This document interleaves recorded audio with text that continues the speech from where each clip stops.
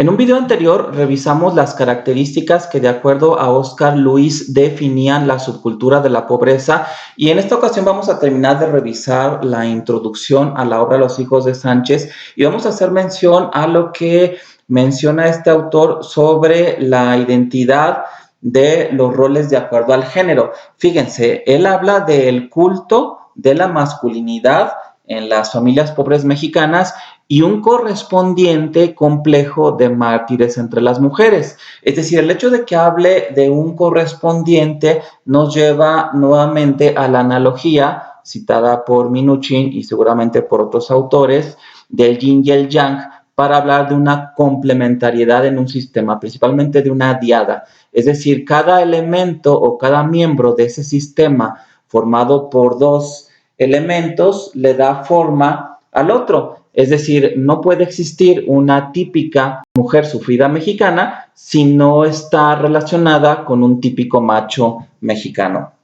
Algo que también comenta Oscar Luis es sobre una gran tolerancia hacia la patología psicológica o psicopatología de todas clases. Yo imagino que principalmente se refiere a trastornos de ansiedad, trastornos del estado de ánimo, principalmente la depresión, trastornos de personalidad y que al ser tolerados, pues no son susceptibles o candidatos de llevar atención especializada. Aunque en muchos países se ha buscado llevar la atención psicológica a las clases más pobres de cualquier sociedad, lo cierto es que al menos en México los sectores más desprotegidos de la población que viven generalmente en colonias marginadas no tienen acceso a los principales servicios de atención en el campo de la salud mental. Y ya hemos comentado en un video anterior cómo la misma comunidad moviliza sus recursos para poder atender a estas patologías que no las ven como tales. Por eso es que Oscar Luis habla de esta gran tolerancia. Sin embargo, vamos a ver más adelante cómo la falta o la ausencia de un interés real en buscar a un profesional de la salud mental puede explicar por qué se da el fenómeno del suicidio en poblaciones con bajos recursos económicos. También Oscar Luis comenta esto: muchos de los rasgos de la subcultura de la pobreza pueden considerarse como tentativas de solución, que esto es interesante porque desde la óptica de un investigador de clase media o de alguna persona interesada en el tema y que pertenezca a la clase alta, pues posiblemente mucho de lo que se observa en una familia pobre son situaciones que pudiéramos llamar como problemáticas. De hecho, se ha acuñado un término desde hace ya varias décadas que es el de familias multiproblemáticas, para hablar de familias generalmente en pobreza y que tienen una serie de dificultades incluso para acceder a servicios de salud mental. Sin embargo, lo cierto es que el dar este nombre o bautizar a estas familias como multiproblemáticas, pues eso es desde la perspectiva del investigador que es clase mediero, porque como bien señala Oscar Luis, mucho de lo que para el observador puede ser un problema, para quien lo padece en realidad es una solución, como por ejemplo el alcoholismo, como el tener una casa chica, que lo vamos a ver. Si estudiamos con detalle la entrevista que le hace Oscar Luis al padre de familia, a Jesús Sánchez, nos damos cuenta de que muchos de esos problemas no eran cosas que a Jesús le pasaran. Por supuesto, no eran mala suerte, eran situaciones o contextos que él buscaba para resolver algún problema o para aliviar alguna situación. Que eso lo vamos a ir viendo gradualmente, pero quiero no dejar pasar este señalamiento que hace Oscar Luis en cuanto a esta doble interpretación de una situación familiar. Para un observador puede ser una situación problemática, pero para la familia que lo está viviendo es una situación de solución. De hecho, también a nivel de psicopatología, ya hablando fuera de lo que es la antropología de la pobreza, pues trastornos alimentarios como por ejemplo la anorexia. Gabar ha dicho que la anorexia es un salvavidas o es una situación que viene a resolver la angustia de la paciente que la padece. De manera que lo que el terapeuta llama una dificultad que puede en efecto poner en riesgo su vida, pues resulta que para la anoréxica su condición puede ser una salvación. Carl Jaspers también habla lo mismo, incluso de los síntomas psicóticos. Él dice que el delirio es condición de vida para el delirante porque sin él se derrumbaría interiormente. Muchas veces nuestra mirada como profesionales de la salud mental es demasiado superficial y corremos rápido a llamarle problemas a cualquier situación que pueda generar alguna dificultad o algún malestar sin saber cuál es el contexto en el que se está generando o en el que está naciendo. Y algo muy interesante que menciona Oscar Luis también en relación con la subcultura de la pobreza es esto que ya habíamos mencionado sobre el microcosmos en el cual vive la comunidad pobre. Es interesante porque esto puede explicar muchos fenómenos sociales que han matizado la historia a lo largo del siglo XX y lo que va del XXI. Fíjense, son como extranjeros en su propio país. Es decir, es como si fueran mexicanos, pero que estuvieran en un nivel en el cual por alguna razón no interfieren lo suficiente en la historia. De manera que las grandes decisiones que se han tomado en nuestro país en las últimas décadas o en los últimos siglos ha sido ignorando la opinión o las necesidades de la subcultura de la pobreza porque han vivido como extranjeros en su propio país. Y dice Oscar Luis, convencidos de que las instituciones existentes no sirven a sus intereses y necesidades. Incluso me atrevería a decir que también se refiere a la escuela.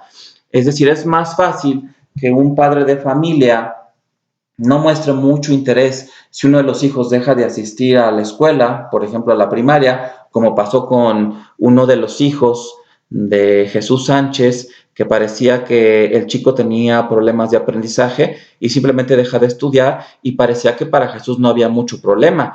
Sin embargo, al menos en la actualidad, en clase media o alta, sí hay un interés importante de los padres no solamente de que los hijos estudien, sino de que estén en buenas escuelas, en escuelas reconocidas. Y de hecho, en clase media y clase alta, a los padres no les preocupa mucho si esa buena escuela está del otro lado de la ciudad. Sin embargo, en las clases bajas, es muy importante que la escuela esté muy cerca. De hecho, generalmente, y creo que sería como en un 90% de los casos, los padres de las familias pobres inscriben a sus hijos en la escuela que les queda más cerca, ¿no?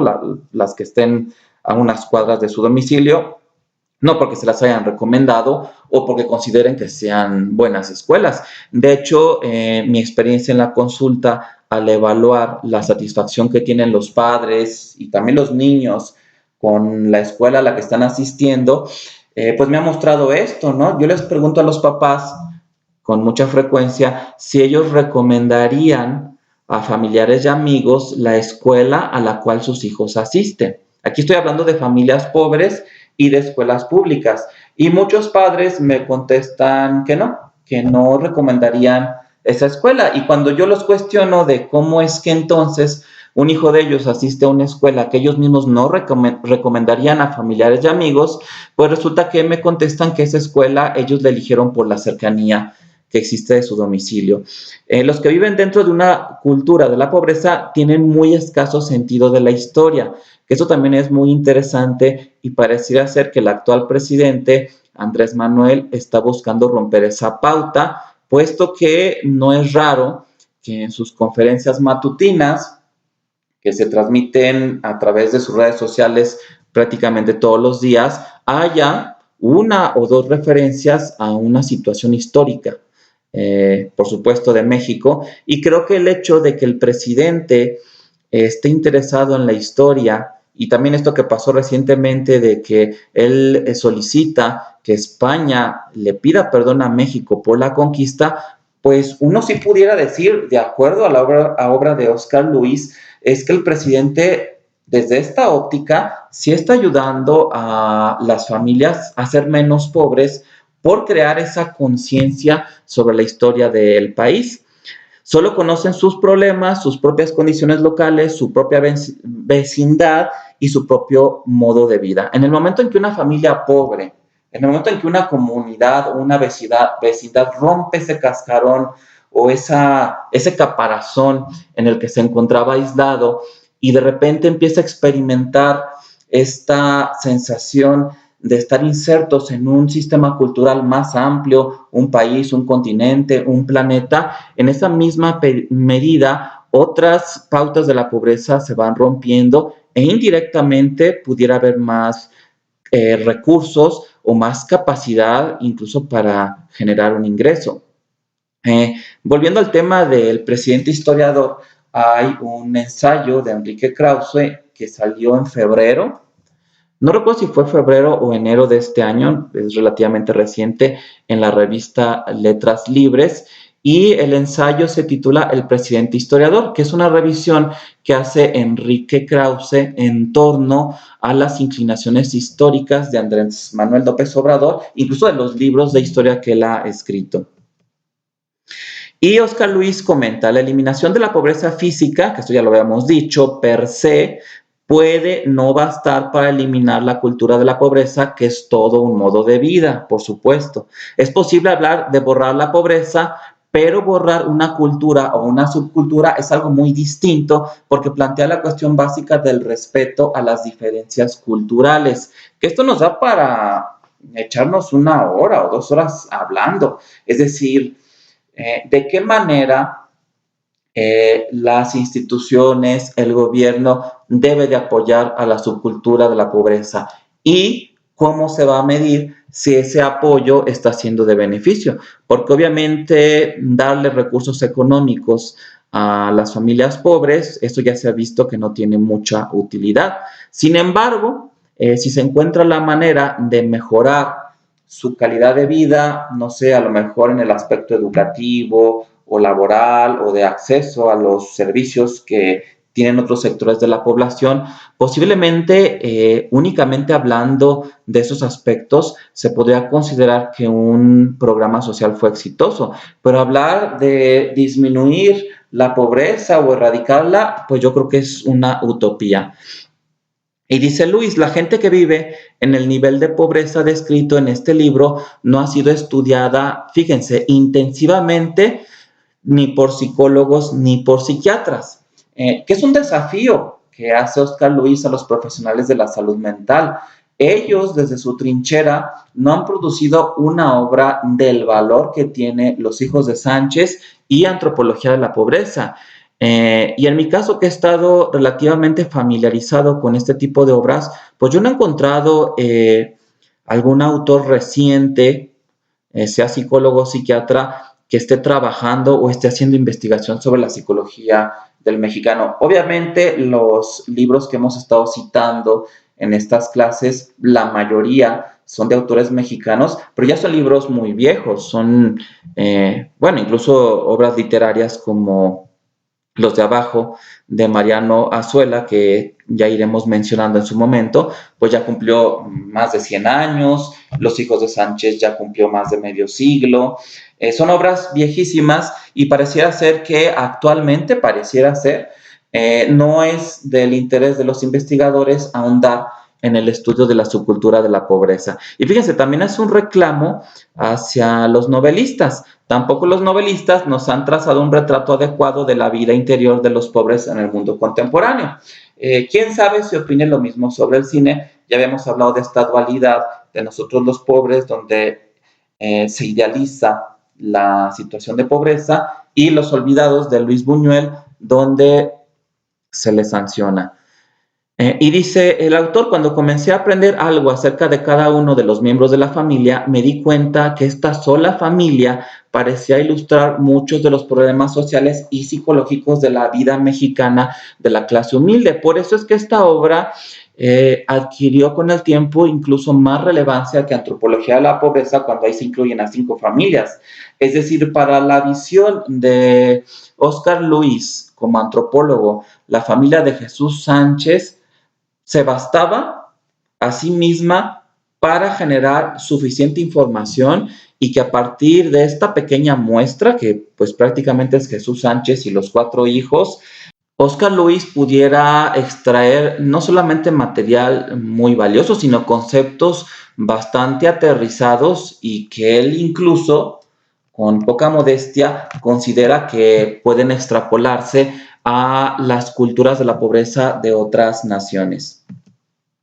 La persistencia de la pobreza en la ciudad más importante de la nación, 50 años después de la Gran Revolución Mexicana, fíjense, presenta serias cuestiones acerca del grado en que este movimiento ha logrado alcanzar sus objetivos sociales. A juzgar por la familia Sánchez, por sus amigos, vecinos y parientes, la promesa esencial de la revolución no ha sido cumplida aún. Fíjense, aquí vemos un paralelismo con la familia Martínez, que describe Oscar Luis en la Antropología de la Pobreza. En esa otra familia, Pedro, el padre de familia, él también consideraba que la revolución no había cumplido sus promesas, exactamente igual que los hijos de Sánchez y toda la comunidad alrededor. ¿Y qué ha pasado más de 5 siglos después? Pues yo me atrevo a pensar que muchos siguen opinando que la revolución efectivamente no trajo lo que se supone que iba a traer, sobre todo para la clase pobre.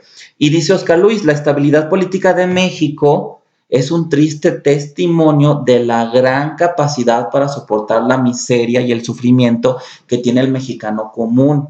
Es decir, muchos de los acontecimientos que han dejado huella en la historia han sido situaciones que se fueron generando después de décadas, siglos de aguante del mexicano.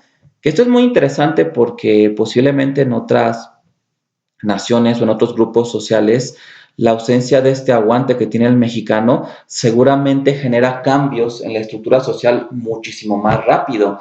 En cambio, para el mexicano, esta tolerancia, así como menciona Oscar Luis que se tolera la psicopatología en las familias, pues también se podría tolerar, por ejemplo, la psicopatología en el gobierno, ¿no? O dejen ustedes la psicopatología en el gobierno, simplemente el mal gobierno se podría tolerar suficientemente bien y la situación tiene que llegar a un punto demasiado extremo para que se genere un cambio social. Y aquí me voy a un ejemplo relativamente reciente, que es el levantamiento zapatista en 1994, que es interesante analizar todas las décadas, siglos de miseria y sufrimiento que vivieron las comunidades indígenas en Chiapas y que dieron origen al levantamiento zapatista que continúa ya de una manera no armada hasta el día de hoy. Eso ya lo había comentado yo antes, me gusta esta frase, es de John Kenneth Turner cuando él viene a nuestro país y hace periodismo de investigación en relación con la esclavitud. Y fíjense, México es un pueblo muerto de hambre, una nación postrada. ¿Cuál es la razón de ello? ¿Quién tiene la culpa? Creo que tiene que ver con la identidad. Más de 5 siglos después de la conquista, todavía no nos queda claro quiénes somos. Y si todavía no nos queda claro quiénes somos, ¿cómo podemos mostrarle una cara al mundo si nos sentimos parte de la cultura que oprimieron los españoles, pero por otro lado también somos descendientes de ellos? Aquí Oscar Luis empieza a hablar sobre Jesús Sánchez, que es el capítulo más pequeño de la obra, se enfocó muchísimo en el testimonio de los hijos. Sin embargo, es interesante observar un paralelismo de la infancia de Jesús Sánchez con la infancia que vivieron sus hijos en una vecindad en la Ciudad de México. Y fíjense, algunas de las cosas que dice Jesús Sánchez son tan actuales que lo podríamos encontrar en una persona pobre el día de hoy. Él le dijo al antropólogo: puedo decir que no tuve infancia, empecé a trabajar desde muy chico, pero de juegos nada, no conocí juegos. Que aquí les recomiendo un documental muy interesante que se llama Los Herederos. No tiene guión, es videograbación de situaciones infantiles en donde se capta a niños de comunidades rurales trabajando, ya sea en labores del campo, en la realización de artesanías, en actividades domésticas. Y algo interesante es que si lo vemos, este documental, desde la óptica de estos niños, de esas comunidades, pues pareciera que no se la pasaban tan mal, porque sí se alcanza a ver dentro del trabajo infantil en este documental que había, pues yo le llamaría microlapsos de tiempo en los cuales se prestaba para el juego, ¿no? Jugar con el agua, jugar con la tierra, con el barro. Es decir, no podría uno decir que por muy difícil que haya sido la infancia o muy restrictiva que haya sido la infancia de un niño pobre, que no haya existido el juego. Por supuesto que en el contexto laboral se da el juego, ¿no? Los niños que venden algún tipo de mercancía en las esquinas, pues uno de repente los observa también jugando. Y dice Jesús, mi padre era poco comunicativo con sus hijos, fíjense, no era muy cariñoso que digamos. Nuevamente vemos al hombre, al padre de familia ausente. Entonces tenemos a el abuelo de la familia, el padre de Jesús Sánchez, poco comunicativo. Jesús, pues también los mismos hijos lo refieren así, sobre todo los hijos varones. Y con toda seguridad también los nietos de Jesús Sánchez, que de hecho uno de sus hijos, si la memoria no me traiciona, Manuel, pues también tenía hijos y su acercamiento con ellos también era muy, muy distante. Mi padre no se daba cuenta de si yo necesitaba alguna cosa. Mi padre pensaba que si mimaba mucho al hijo, luego no servía para trabajar. Y aquí explica un poco por qué el padre, que eso también puede ser un mecanismo de defensa, puede ser una racionalización, por qué el padre se mantiene en una posición distante con respecto al hijo y al parecer no le genera mayor culpa. Mis padres tenían disgustos porque mi padre tenía otra mujer y mi madre estaba celosa. Que aquí también me voy al tema de lo que puede parecer problemático desde afuera, pero que dentro de la comunidad puede representar una solución. Que para adentrarnos de lleno a esta situación de la casa chica, pues tendremos que hablar sobre la sexualidad de la familia mexicana. Acá hay un video en el canal de YouTube, ustedes lo pueden encontrar como la sexualidad en la familia mexicana, que es de una conferencia que di hace poquito menos de 2 años, fue en mayo del 2017, en el Centro Médico Nacional de Occidente, en unas jornadas de psiquiatría infantil. Ahí hablo sobre aspectos interesantes de la sexualidad en la familia mexicana y cómo la mujer, la esposa, la madre de familia, tiene una connotación o se mueve en un contexto muy particular y el padre tiene la necesidad de buscar a la mujer amante, ¿no? Y es donde se da este fenómeno de la casa chica, que es también un área muy poco investigada. Sí hay documentos, hay obras, pero no es uno de los temas que se estén investigando por antropólogos, por sociólogos o por terapeutas. Y fíjense, esto es muy interesante porque aquí Jesús Sánchez se muestra muy sincero con Oscar Luis y que entendemos por qué Oscar Luis pues ya no necesitó después ahondar en otra familia, sino que se quedó con los Sánchez porque la información que le dieron prácticamente desde el punto de vista metafórico fue como una radiografía de las familias pobres en México. Es decir, los Sánchez dejaron que la mirada de Oscar Luis los penetrara como si fueran rayos X. Fíjense, sí, a veces los hombres queremos ser muy fuertes y muy machos, pero en el fondo no lo somos. Usted se habrá dado cuenta que mucha gente toma hasta ahogarse y caerse y otros agarran la pistola y se pegan un tiro porque ya no pueden contra aquello que sienten dentro. Que esto es muy valioso para los psiquiatras porque está hablando del suicidio. Y está hablando del suicidio como una situación psicopatológica relacionada con pautas de la subcultura de la pobreza. De manera que lo que yo comentaba hace unos minutos de si va a haber un programa de desarrollo social, hay que ver en base a qué parámetros se va a medir el éxito de ese programa, porque bien podría medirse el éxito disminuyendo la tasa de suicidio en población masculina adulta de familias pobres.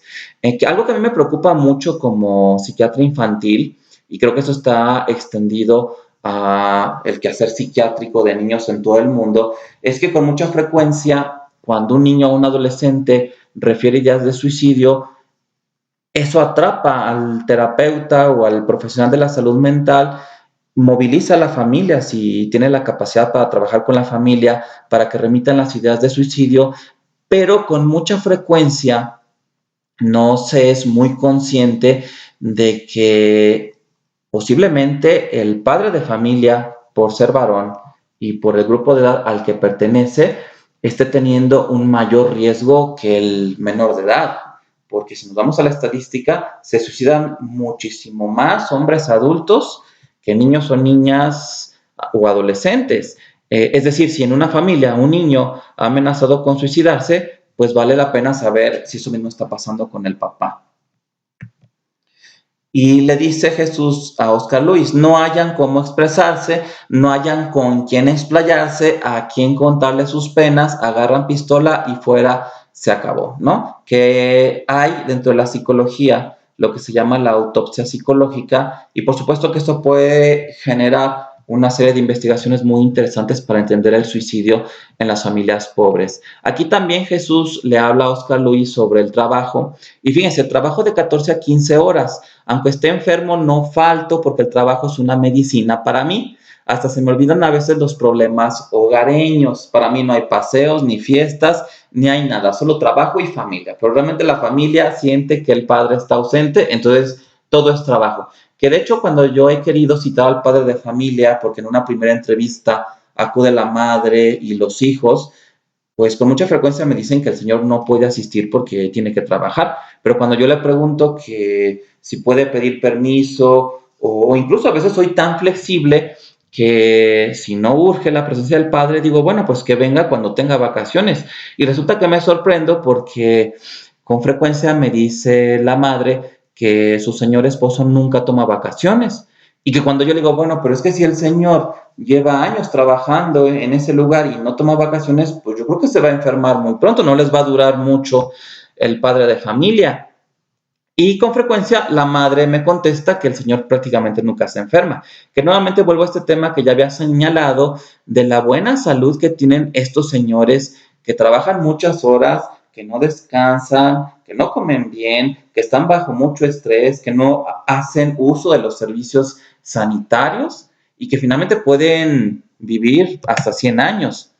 Y bueno, aquí él le confiesa a Oscar Luis sobre esta falta de cariño hacia los hijos. Yo tampoco fui muy cariñoso con los hijos, no sé si porque a mí me faltó cariño en mi niñez, por supuesto, o porque quedé solo con ellos, que habla de la muerte de la esposa, que esto endureció mucho a Jesús Sánchez y estaba él más interesado en buscar a una pareja que le ayudara a complementar las tareas que tenían que ver con sacar una familia adelante que en preocuparse por ser él mismo no solamente el proveedor material, sino también emocional de los hijos. Aquí en México, cuando uno recibe a una mujer con un hijo, como yo recibí a Leonor, que eso es tema que vamos a discutir en otro video sobre conyugalidad, la mujer no se siente con todo el derecho para reclamar al marido, que esto también lo vimos en Antropología de la Pobreza con la hija de Pedro, Conchita, cuando regresa a la comunidad después de estudiar para ser maestra y como regresa con un bebé, pues en ese momento el exnovio